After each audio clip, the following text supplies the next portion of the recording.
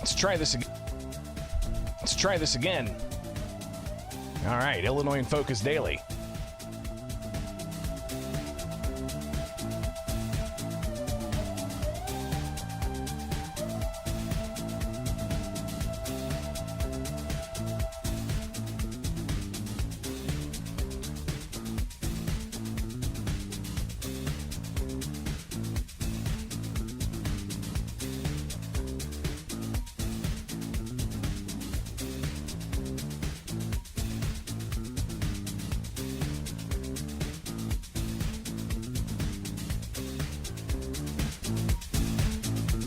All right, back at it. It's Illinois in Focus Daily. I'm Greg Bishop. It's Wednesday, October 23rd, and we've got, less than 2 weeks before the November 5th general election. We'll be talking about the Electoral College. We'll hear from former Governor Pat Quinn on his thoughts from a couple of weeks ago, but I'm going to connect with former State Senator Darren Bailey to get his thoughts on Illinois being a winner-take-all state in the Electoral College, and if that should change. We'll also review the latest in the Madigan corruption trial. That, of course, is well underway. Jury's been selected. They brought their first witnesses yesterday, former state representatives, and we'll dip back into some tape from the ComEd 4 trial. That was pretty revealing as well, so stay tuned for that.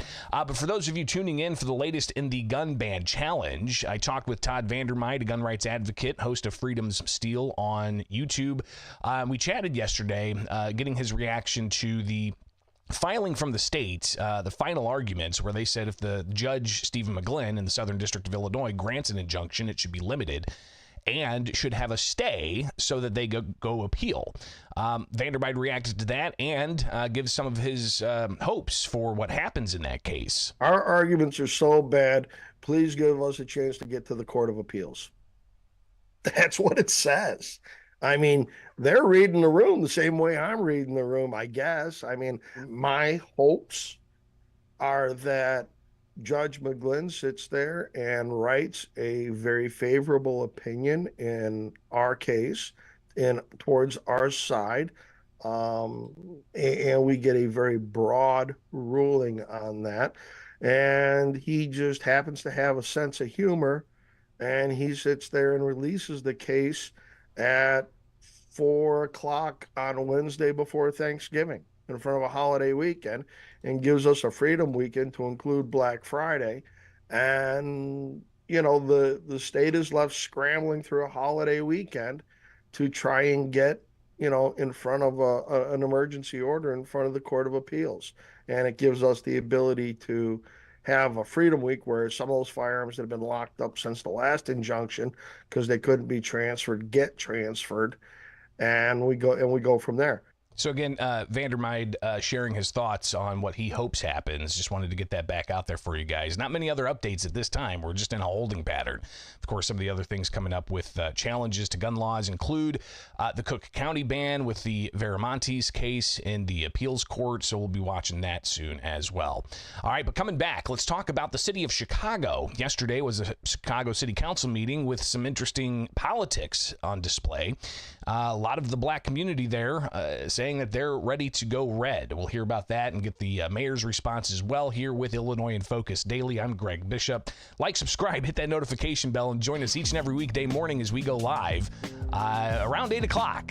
So hopefully you guys can join the chat room and stay up to date with what's going on here in the state of Illinois.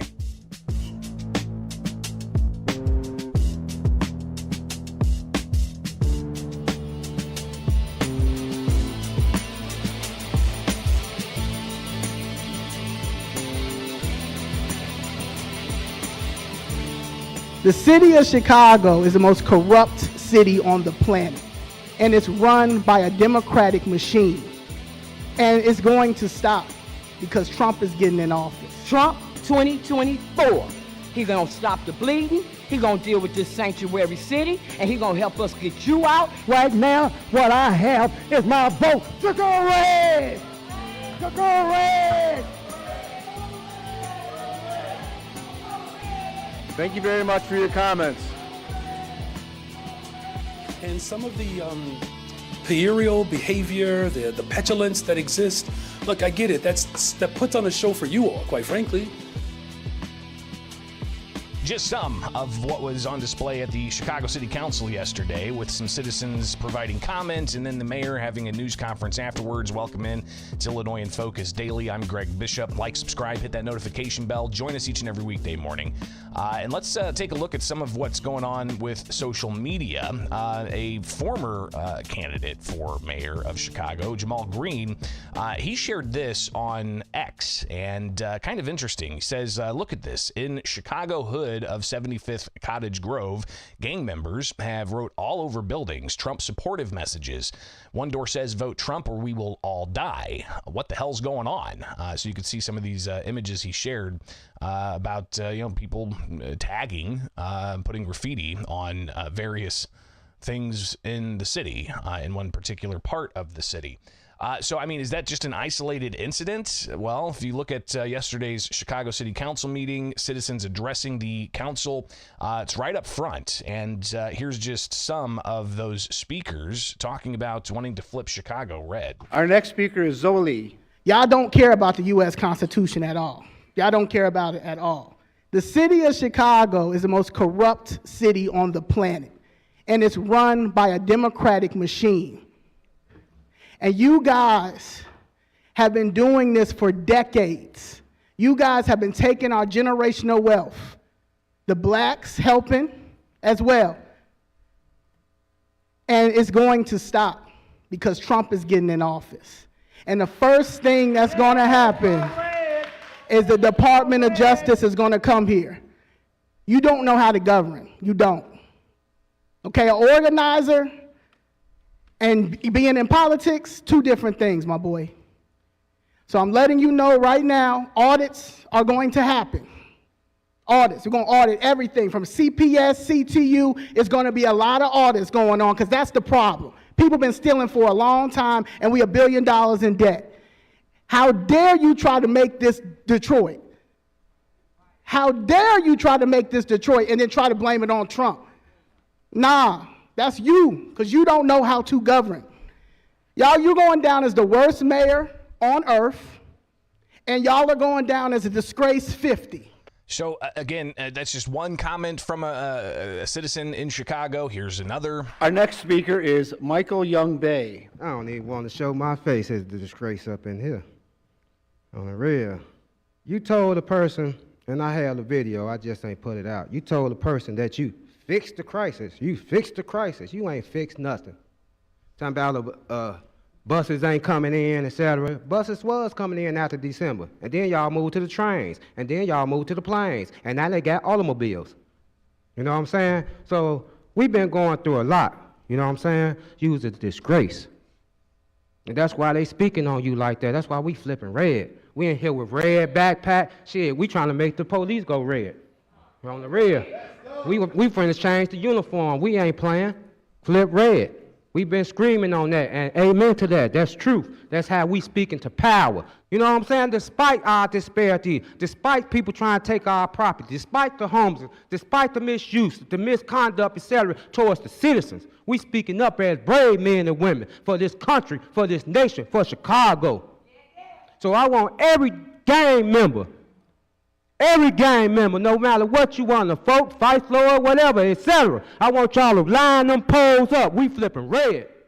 We flipping red. That's what it is. That's what we're about. And we're about truth and love. And you ain't showed that. You a disgrace. There's some passion, people getting up and sharing their thoughts about what they want to see happen with Chicago politics. Here's yet another citizen that addressed the council. Our next speaker this afternoon is Jessica Jackson. You're running the city to the ground. We've asked you over and over again to stop with the spending. We've told your cronies to stop with the spending. They won't stop you. They're letting you run ragged in here. They're letting you run the city through the ground. They won't stop you. So because of that, you've given us no choice. We got to go to the federal level. We got to go to Donald J. Trump because he's made it clear what he's going to do. This is America. You bringing these people over here that's from socialist countries and all this and that, and y'all think y'all gonna run that here. Black America said, no, you not. The true white Americans are saying, no, you not. The true Latino, the true Asians are saying, no, you not. I'm telling you, Brandon Johnson, from my heart to yours, Trump 2024. No more blue, no matter who. Donald J. Trump. Trump 2024. He gonna stop the bleeding. He gonna deal with this sanctuary city, and he gonna help us get you out, and he gonna get you anybody out who roll with you, who think they gonna tear up Chicago. Y'all getting out too. This is our city. Even more, George Blakemore, he got up to speak, and he talked about, how there's racism in both parties, but he's going red to go black. Black people, I urge you, self-preservation is the first law of nature. You focus on you, but I'm going red on my way to Freedom Land. God has given every black person everything you need. All you have to do is use what God has given you. If you don't use what you got to get what you want, you don't need what you got. Right now, what I have is my vote to go red. To go red. Thank you very much for your comments. But there was also a comment from the Fraternal Order of Police president out of Chicago, John Catanzara, who got up and applauded those saying, go red. Let's start with go red. Go red! So I'm glad people are finally starting to wake up to how bad this democratically ran city has been and how much worse you've made it. Sad but true. When I didn't think it could get worse under that little tyrant, you've definitely doubled down and said, hold my beer. But it's the best friggin' city in America. Great, with a smile. And he went on to talk about a financial issue of the city being found not paying a bill that they're owed to the police for, I believe, overtime it was. But interesting to hear those arguments. But after the city council, Chicago Mayor Brandon Johnson, he held a news conference and he took questions and even addressed some of the display on the council floor and from citizens. You know, I know someone, earlier, characterized me as a steamroller. Which, by the way, if that is the case, do you know how slow steamrollers move? I'm just saying, for the record, if you were to characterize my administration as a steamroller, I would consider that quite patient. Because we have been patient. But the people of Chicago have had to wait for decades as it relates to these critical investments. And some of the puerile behavior, the petulance that exists, look, I get it. That puts on a show for you all, quite frankly. The vast majority of people that I run into all over the city, do you know what never comes up? Man, Mayor Johnson, how about that last city council meeting?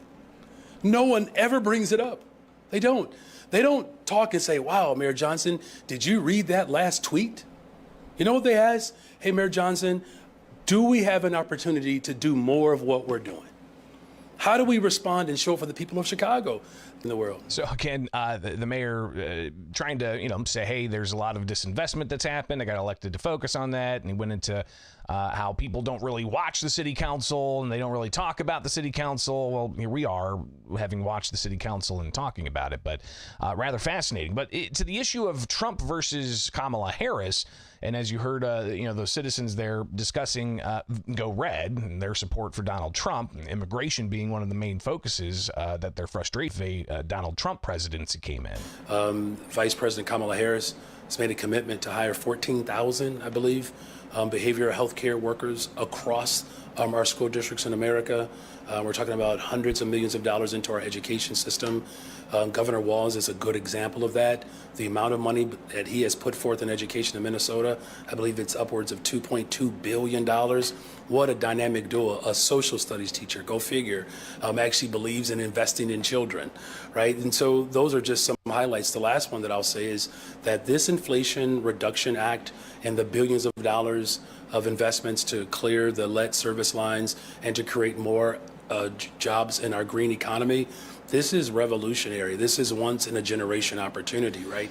Now, with Donald Trump, you get the opposite of all of that. I mean, he talks about, and he's serious. I mean, we have to take him seriously, you all, to get rid of the Department of Education.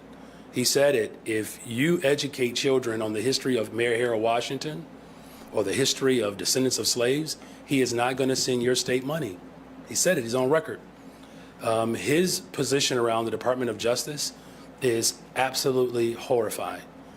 And so for the people of Chicago, as we move towards better, stronger, safer, a more inclusive economy, he is the only would it be problematic for the city of Chicago. He would be devastating for the globe. So the mayor talking about what he hears being Trump's policies that he believes would be a disinvestment in communities like Chicago. And if you recall, in the first Trump presidency, there was some conflict with him wanting to withhold police grant dollars for sanctuary cities, Chicago being one of those. It was like, I know someone, it was earlier, kind of, justice grant of sorts, like a burn justice grant that Trump's previous administration was trying to withhold from sanctuary cities to try to get them to shore up their sanctuary city status. Reflecting back on that now, it's interesting. So what is Trump going to do if he does get into office? But while, you have the citizens addressing the city council, obviously they're engaged. What about those just visiting a market? An interesting video that's being shared by a pretty prominent X handle, Mario Nawfal. He shared this saying that this is Chicago. And I'm just going to share just a brief little snip here that has a convenience store clerk asking customers their thoughts on Trump or Harris. Hey, who you voting for, Trump or Kamala? Man, Trump, we ain't that Indian ass, man. Who, Kamala? Yeah, we ain't. Why you don't with her? Because she with them immigrants. I'm black. Them Venezuelans taking all our bread. They out here creating gangs. They ass gang banging, breaking in bandit cribs, all type of good shit. We ain't with it. So you don't like an open border? Nope. We need that border. Hey, what are your thoughts on when Trump got shot? Man, hey, don't try to take my boy out. Make America great again. Hell yeah. Make America great again. So clearly, that's a video you can go find yourself and watch more of that. It's about 5 minutes or so of just customer after customer. So rather fascinating. I mean, we've got less than 2 weeks here. What's going to happen? We'll be watching closely and bringing you all of it here with Illinois in Focus Daily. I'm Greg Bishop. Like, subscribe, hit that notification bell. Join us each and every weekday morning for Illinois in Focus Daily.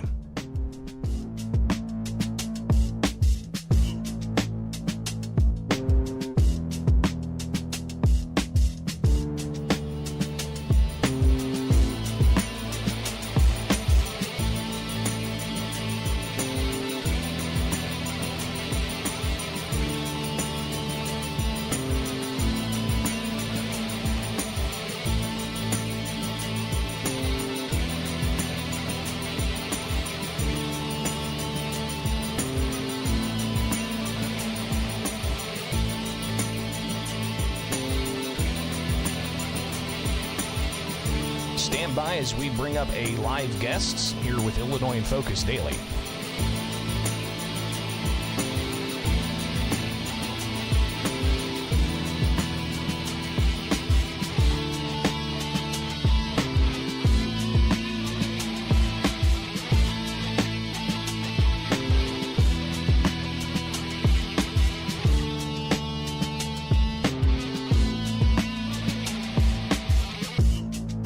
Board of Elections as of yesterday, there are more than 740,000 Illinoisans who've either mailed in their mail-in ballot or voted early or grace period voting. And that is of the 1.2 million who requested mail-in ballots, of the 8+ million people registered to vote in the state of Illinois. Of course, Illinois is a state, when it comes to the presidential race, is a winner-take-all state dealing with the Electoral College. But some have, for some time, said we need to change the Electoral College. There's a group of people who say it needs to be done away with.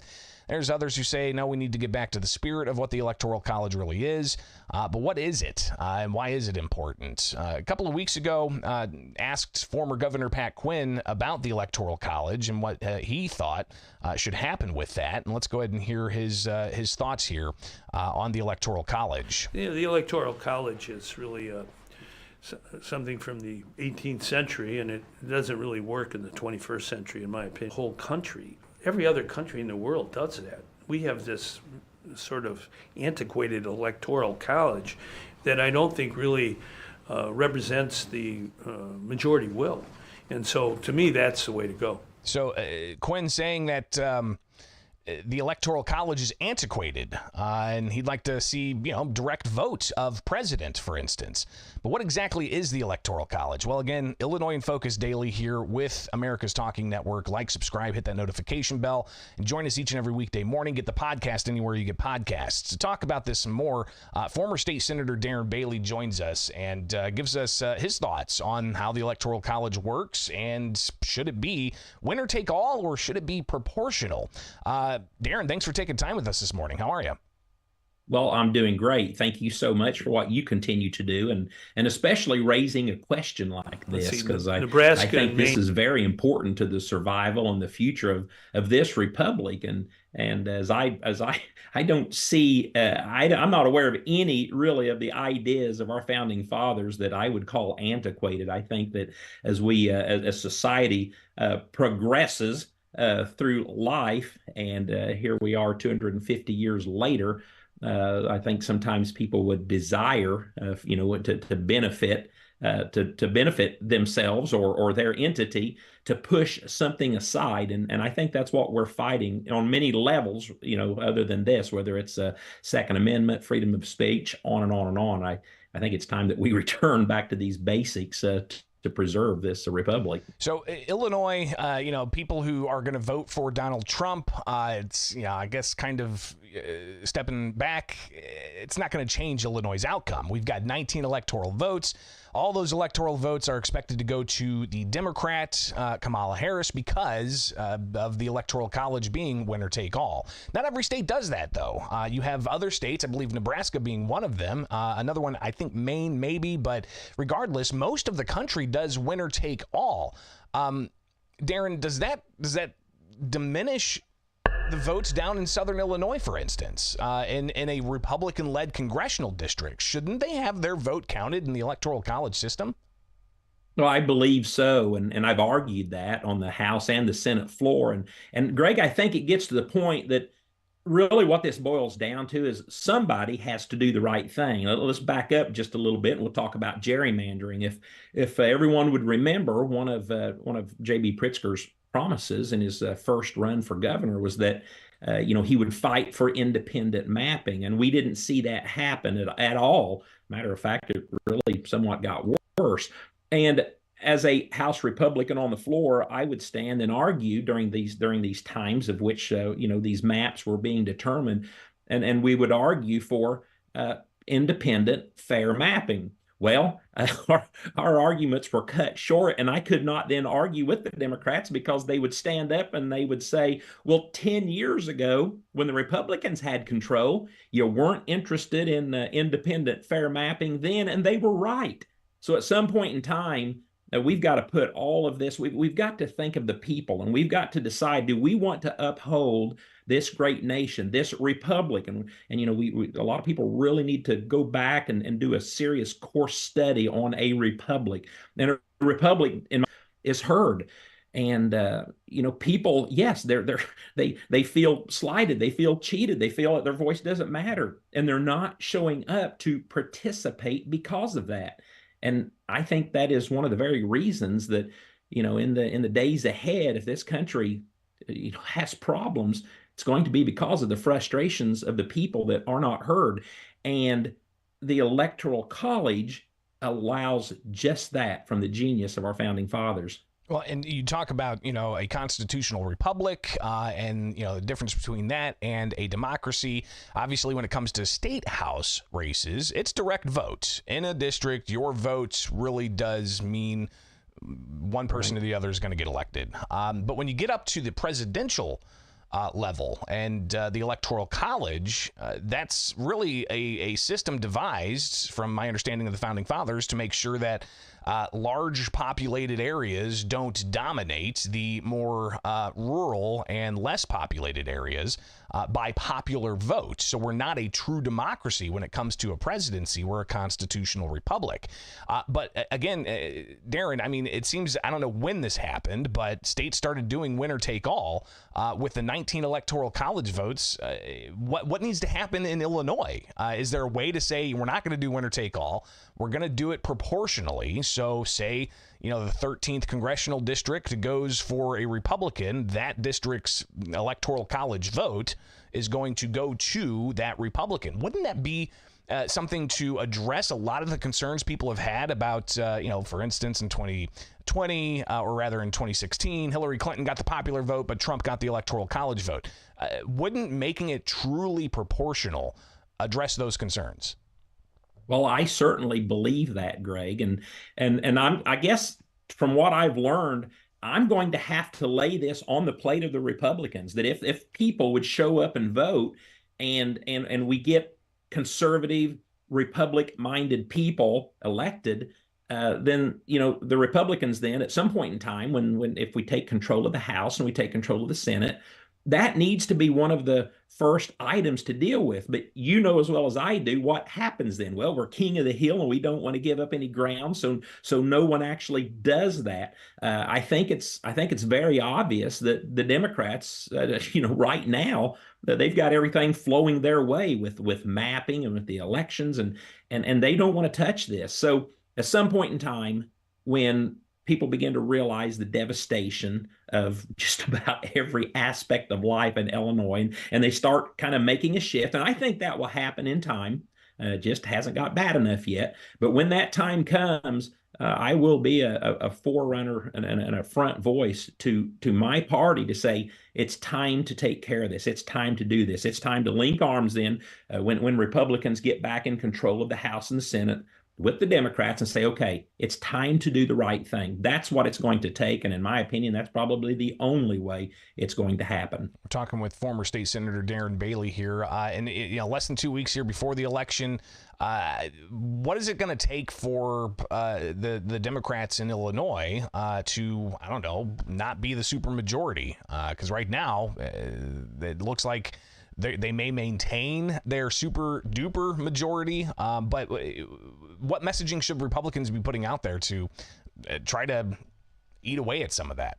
They need to stop compromising their message. And again, it's the exact same thing that's taking place. Well, if I'm running against a Democrat in a really tight area, then maybe I need to water down some of my messaging. And when that happens, nothing changes, nothing gets fixed. So people, just please show up and vote. Again, when I ran for governor in 2022, we knew that if 60% of the populace of registered voters in Illinois would show up and vote, we believed we could win, because that's where there are more, I guess, Republic-minded people in the state than there are otherwise, but they're the ones that are feeling pushed aside and they're not voting. And in 2022, we had a 45% turnout. So the vote really does count. George Barna here about 2 months ago came out with a pretty serious survey, and as Cindy and I, continue to travel all of Illinois and continue to get invited in churches on Sunday, the church does make up a pretty substantial voice in our nation, but unfortunately it's fallen silent. But George Barna's results showed that in the last two presidential election cycles, 40 million so-called proclaimed Christians did not vote. And on top of that, over 15 million aren't even registered.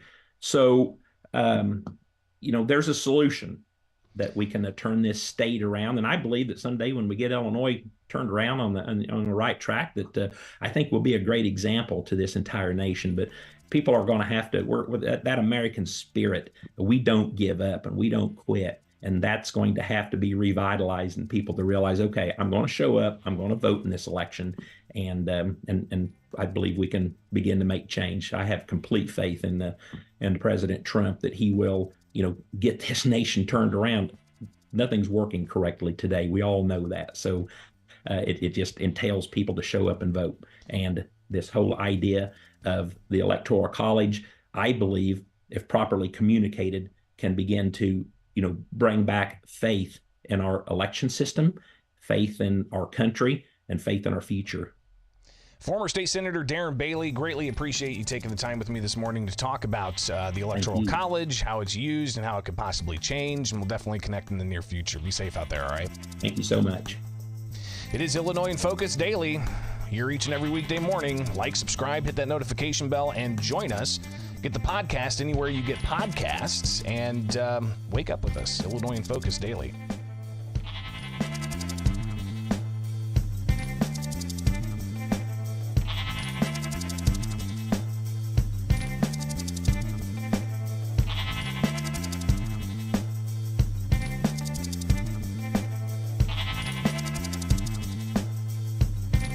Former state legislators testifying in the corruption trial of former Illinois House Speaker Michael Madigan. Welcome in. It's Illinois in Focus Daily. I'm Greg Bishop.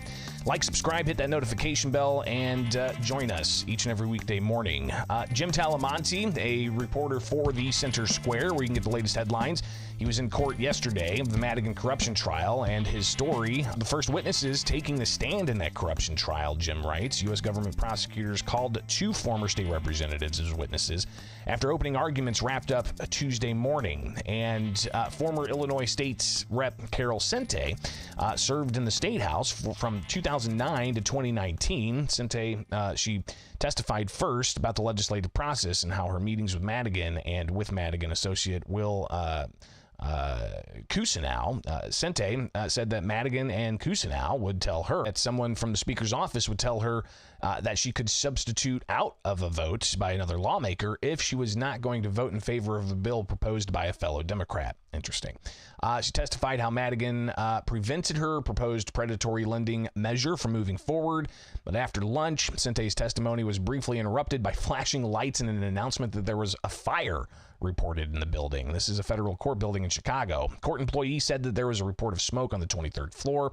The trial of Madigan and McLean are on the 12th floor. An announcement that was all clear followed about 20 minutes after the initial announcement about a reported fire. So they had a brief disruption there. Former state representative Scott Drury, he served in the State House from 2013 to 2019 and discussed his attempts to move legislation through committees. He said Madigan had the ultimate control over legislation because he controlled the flow. In cross-examination, Drury and Madigan defense attorney Todd Pugh clashed several times over several pieces of legislation that Drury proposed during his time in office. Both Sente and Drury previously testified in the ComEd 4 trial last year, which ended with McLean and 3 others being convicted of bribery and corruption charges. Prosecutors indicated that former state representative Lou Lang would be their next witness. Now, what's fascinating about Lang is he was, also featured in the ComEd 4 trial. And in particular, there was wiretap recording of McLean calling Lou Lang, saying that it was time for him to step down. And this was amidst the Me Too movement, where you had the accusations swirling around various powerful politicians in Illinois, Lou Lang being one. But apparently McLean called Lang and said, hey, it's probably time for you to step down. This is no longer me talking. I'm an agent, somebody that cares deeply about you, who thinks that you really ought to move on. So, again, who is that other person giving an agent orders here? So kind of fascinating to hear that. Clearly, we'll probably hear more about that. But Reform for Illinois Executive Director Elisa Kaplan, she said that many people in government are continuing Madigan's legacy. Chris Welch was basically handpicked by Madigan, and certainly there are still a lot of state and city officials who are part of the Madigan machine. Now, she also said a lack of ethics reforms in Springfield, it's a loss for a lot of people involved in this, especially taxpayers. I just don't think that we've seen the push for real change that we should have expected, given the nature of these charges. And clearly, the case is ongoing. Jim's actually up there in Chicago in the courtroom preparing for more testimony. We'll get more evidence, I imagine. So there's going to be a lot coming out about this corruption case. Of course, prosecutors allege that Madigan conducted a nearly 10-year-long racketeering scheme called Madigan Enterprise, prosecutors named it, saying that he would work with ComEd to get little to do nothing jobs for his associates in exchange for getting favorable legislation for ComEd. Is it bribery? Is it a gratuity? Is it just politics as usual? We'll hear all those arguments, but clearly a pretty historic case here in the state of Illinois. It's Illinois in Focus Daily. Like, subscribe, hit that notification bell. Join us each and every weekday morning as we give you all you need to know to start your day here in Illinois. There's going to be plenty for us to talk about, including tomorrow we may delve into some concerns over the Safety Act and where that's at. We've got a report from the McHenry County State's Attorney's Office that simply says the Safety Act in McHenry County has been an abject failure. So hopefully we can connect with that office and give you some updates there. All right, it is Illinois in Focus Daily. Like, subscribe, hit that notification bell, get the headlines at thecentersquare.com, get the podcast anywhere you get podcasts. Just search Illinois in Focus.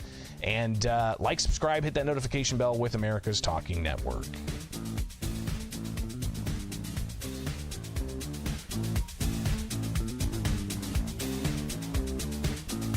All right, so all I got for you on this Wednesday, and we'll be back at it tomorrow. Appreciate you guys being in the chat room and having that conversation. It's good to see the numbers continue to go up. So keep making that happen. Share this with those who you think are going to be better informed with Illinois in Focus Daily. You can follow me anywhere. Just search Bishop On Air on X. And we'll see you back here with Illinois in Focus Daily.